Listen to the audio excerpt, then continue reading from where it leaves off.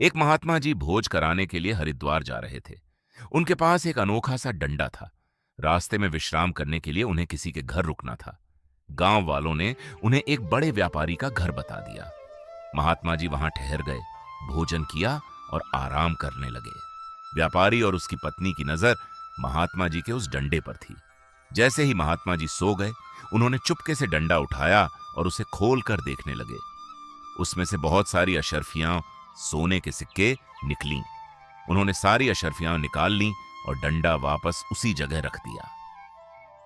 अगले दिन महात्मा जी ने, क्योंकि व्यापारी दंपत्ति की कोई संतान नहीं थी, उन्हें संतान प्राप्ति का आशीर्वाद दिया और वहां से चले गए। हरिद्वार पहुंचकर महात्मा जी ने भोज की तैयारी शुरू कर दी।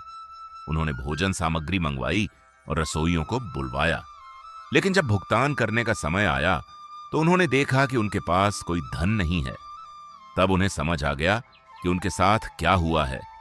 दुखी होकर उन्होंने नदी में कूदकर अपने प्राण त्याग दिए। उधर व्यापारी के घर पुत्र का जन्म हुआ। गांव के लोग कहने लगे कि यह महात्मा जी के आशीर्वाद का फल है।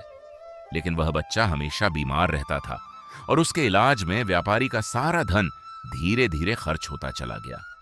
आखिरकार बच्चे की हालत ज्यादा खराब होने पर उसे अस्पताल में भर्ती कराया गया। एक दिन व्यापारी अस्पताल में अपने पुत्र के पास बैठा था। तभी पुत्र ने कमजोर आवाज में कहा, पिताजी, आपने महात्मा जी का धन चुरा लिया था।